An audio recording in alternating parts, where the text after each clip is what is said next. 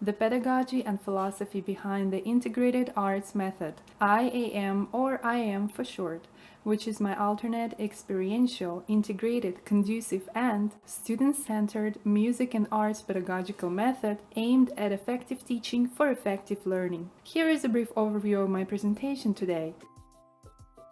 I will first tell you the motivation behind my dissertation, describe my doctoral research method, and define the 3 key principles behind IAM. Then, I will present support for IAM and its key principles and explain IAM pedagogy and IAM programs in context and in practice. I will explain applications and contributions of my work before concluding this presentation. I am a multi-artist in music, dance, and visual arts, which I was taught and taught myself from a young age. I have also taught music and arts, doing so in the ways that I found most effective in my own experience and education. Feedback from observing teachers, students, parents, administrators, and students themselves was not only positive, but enthusiastic. The consistency of this feedback convinced me and others that my methods work. Feeling the need to share them with other teachers and students, I had to find out how and why they worked, and to be able to explain the reasons clearly. That lifelong journey and my recent research have led me to this dissertation. My doctoral research was conducted from real-world practice to grounded theory, which was then used to define IAM pedagogy and to lay a foundation for future research, from grounded theory to improved practice. The real-world practical basis of this research was the 2 years over which IAM appeared to lead towards accelerated and interconnected development of music, dance, and visual arts skills within participants in 5 public schools. My doctoral research proposal was to find the underpinnings of how and why IAM and its programs might be achieving this. I will share some of my research and its implications today. Very briefly, I had the students for about 20 weekly hour-long sessions in which we sat together and each one told the group what they wanted to learn within the subject area. Then I matched each one with parts of the curriculum or repertoire. I made sure they felt good, and before they knew it, they started doing what they wanted to learn. Once they experienced that, their own desire helped them practice and perfect their education. It was much more complex in practice and required my careful attention, but it worked very well, so I analyzed it and came up with the following aspects about its underpinnings. The first is that students started doing something connected with their choice as soon as possible, but it also was toward a qualified goal. Some of them needed initial simplification to make the experience manageable, but the idea was to give them experiential immersion. Experiential immersion is an IAM principle which refers to engaging students in active physical experiences in goal-oriented group and individual settings with disciplined and creative exercises. Direct experience is aimed at physical encoding into the nervous system for a lasting cognitive bond with the experience. Second, students' experience was rich and multisensory as it would be in practical reality. That multisensory aspect made experiences more memorable by associations between the whole mind and body, and led partly to what I call synthesis of arts. Synthesis of arts refers to integrating more than one type of experience into the same knowledge schema or unit of interassociated knowledge involving a group of interoperating neurons. Third, I kept monitoring students' progress and as many relevant aspects of their individual learning environments as feasible. Student centering aligns teacher and learner goals so that students are motivated but not fearful. Those aspects make up a conducive atmosphere. Conducive atmosphere refers to sustaining optimal learning states in students during activities, that is, by eliciting positive emotions, by using methods and materials that are both manageable and stimulating, and by providing a personally relevant learning environment that nurtures physiological coherence in students. I realized that several aspects were combining to aim my method toward these 3 general underpinnings, which I call the IAM principles. The aspects are not independent of one another. Meeting goals using simplification and manageability certainly contributes to a conducive atmosphere, as does memorability in general. Nurturing the whole mind and body contributes to experiential immersion and a conducive atmosphere. And finally, student centering and intrinsic motivation help with experiential immersion. A pedagogical aspect may effectively follow multiple principles because they are all aimed at effective teaching for effective learning. They are effective because they leverage physiological, psychological, and emotional causes of learning to enhance teaching with recognition of how different students learn differently. Some of these pedagogical aspects are specific to music and arts subject areas, while others are not. I collected the aspects that can be generalized into what I call IAM pedagogy, in the hope that other researchers and educators will further apply and test it. However, to apply IAM pedagogy to other subject areas requires an understanding of how, why, and in what conditions it can be expected to work. I found some of this understanding in related research on accelerated learning, brain-based learning, cognitive load theory, neuroscience of learning, social-emotional learning, and music and arts pedagogy. I'm not an expert in all of these areas, but I researched them insofar as they are needed for explaining how, why, and under what conditions IAM works. This interdisciplinary combination of research areas contributes to corroborating and explaining my observed findings. The first area of support I will discuss is accelerated learning, a worldwide pedagogical movement which has been objectively and independently measured by different researchers to improve the speed and effectiveness of learning by various amounts, around, for example, 300%, as measured by Don Schuster, professor of psychology at Iowa State University. I cover several developers and practitioners of accelerated learning in Chapter 2 of the dissertation, including these four, who listed their principles and which I compared directly to IAM's key principles. I will flip through these comparisons quickly, but the bottom line in each case is that accelerated learning agrees in principle with IAM pedagogy. Though the principles and subject areas differ from one author to another, my analysis summarized by these diagrams shows that we are all exploiting similar underlying conditions for human learning. Hence, it stands to reason that IAM programs should yield results similar to accelerated learning, which in turn offers an explanation as to what I have observed in practice.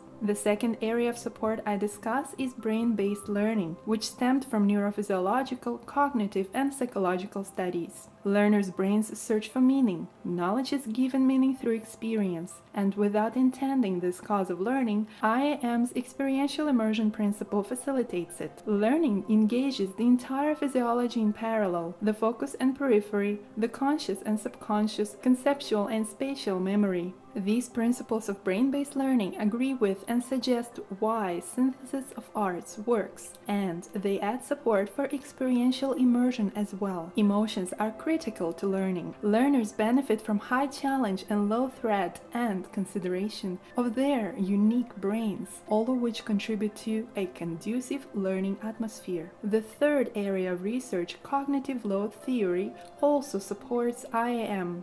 Based on cognitive load theory, our working memory can operate on a limited amount of new information at a time, whereas long-term memory is less limited. Information is manageable if the new part of it that is not already connected to long-term memory fits into short-term memory. There are two ways of making new information manageable. One is to simplify it so that it fits into short-term memory. This is known as scaffolding and is embodied in IAM's simplification aspect. Another is to relate parts of it to long-term memory so that the remaining part fits in short-term memory. I call this IAM's memorability aspect. Its mnemonic nature helps students more quickly manage and retain more complex new material. So to summarize, cognitive load theory offers an explanation as to how IAM's simplification, memorability, and manageability aspects work to facilitate its conducive atmosphere and experiential immersion principles. Support also comes from research on the neuroscience of learning. Experiences in which we engage are encoded into our nervous system and the brain through the development of fiber connections,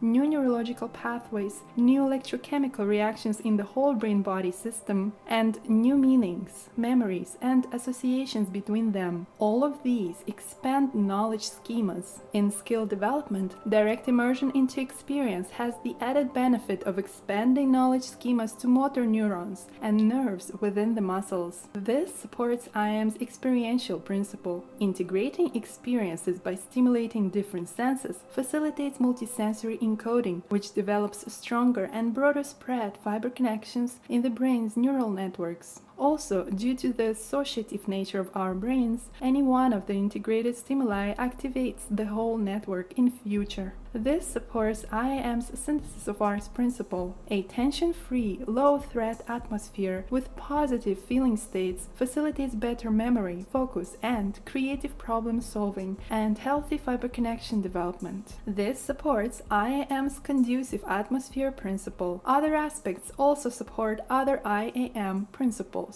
We also see support of IAM in research on social-emotional learning, which provides information useful for creating and maintaining an emotionally conducive atmosphere for learning. This information is also useful for educators themselves in regulating their emotions for effective teaching and possibly also teaching students to regulate their emotions for optimal learning. Scientific and empirical research in social-emotional learning and related areas such as mindfulness support my third principle, that is a conducive and nurturing atmosphere for meaningful, effective, and enjoyable education. Finally, support for IAM is also seen in prior methods of music and arts pedagogy, which achieve experiential, enjoyable, and accelerated education through student-centered and multisensory experiences. These include Dalcroze, Orff, Kodai, Suzuki, and Moore, Kahn, Watson, Kushner, Stewart, and others, which are covered in the dissertation. In general terms, previous music pedagogical methods exhibit more similarities with my first and third key principles than with my second principle, synthesis of arts. Previous arts methods combine music and movement or music and visual arts, but not the way IAM integrates visual arts with music and movement in a structured ensemble setting toward a polished performance. I have overviewed IAM in theory, and now I will discuss it in context and in practice. The three IAM key principles imply a certain instructional attitude and mindset on the part of the educator for proper facilitation in practice. Student centering is a mindset which stems from the need for a conducive atmosphere. It can be facilitated by pedagogical attention to students' physical and mental mechanisms, the educator's behavior role modeling, and flexibility in instruction. Likewise, intrinsic motivation, relaxed alertness, giving students choices, cooperating in setting group goals, carefully designed opening and closing sharing circles, eliciting positive emotions, calming or invigorating students' minds and bodies as needed, and setting of active mental and verbal intentions for positive achievements are other aspects implied by the conducive atmosphere principle and supporting literature. The experiential immersion principle can be facilitated by simplification and manageability where needed, by student-centered memorability and challenge where appropriate. The key principles can be facilitated by IAM programs like the Rhythm and Drumming program, using its sample music repertoire in Appendix B, and the Integrated Arts program, in which music is combined with visual art and movement activities. These IAM programs involve interdisciplinary activities, including mainly percussion ensemble work on an intercultural repertoire, leading to performance experience. The IAM educator's attitude is one of collaboration with students to identify optimal, individualized, and natural learning paths toward achieving well-prepared, expressive, and accurate performance of all chosen pieces. Students are given specific instrument choice and a choice of pieces with memorable features and flexibility in their parts to enable simplification, and challenge. These aspects exemplify IAM's experiential immersion in a conducive atmosphere. Integration of related arts and multisensory learning are also strongly grounded in scientific and pedagogical theory. They embody IAM's synthesis of arts principle. For example, the technique of introducing waltz dance simultaneously with waltz music creates a broader and deeper conscious and subconscious knowledge schema than either waltz dance or music in isolation. Their integration helps students with either inclination, dance or music, by fusing every student's knowledge schemas of both arts. In my professional pedagogical experience, in all cases, pedagogical objectives of IAM programs were achieved in prescribed timeframes and students enjoyed the process. Further results observed by myself and participants themselves include improvement in self-esteem, self-control under pressure, cooperative thinking, social behavior, and communication skills. The dissertation's applications and contributions can be categorized along two dimensions. One ranges from theoretical to practical and the other from general to specific. This leads to 4 quadrants of implications: mutual interdisciplinary collaboration, practical application to general education, education research implication, and improved practice. My personal observations and conclusions led to additional areas of application within these quadrants. For Quadrant 2, I see potential neuroscience studies of effects of IAM on students and teachers. These would be to further IAM's contribution towards improving individual teacher or learner skills and their own emotional and physiological well-being during teaching and learning. In Quadrant 4, there is a contribution to music and arts performance education, applying specific programs and their materials to a wide variety of facilities, creative or skill-based subject areas, and their synthesis in participant groups or individuals. In Quadrant 4, I also contribute a compositional style for music education, which holds pedagogical value of collaboration between composers, teachers, and students. In conclusion, 3 key principles were proposed and grounded on research studies in neurology, physiology, psychology, sociology, and pedagogy to explain observations of pedagogical effectiveness in real-world IAM programs. This dissertation defines IAM pedagogy and further illustrates how it is embodied by IAM programs. These programs and their parameters and materials are offered as concrete support and demonstration of IAM pedagogy applied to music and integrated arts education. The reasoning and background motivations for pedagogical choices supported by this dissertation hold potential for more enjoyable, effective, high quality, and stress-free teaching and learning in integrated arts specifically and in education generally. Thank you.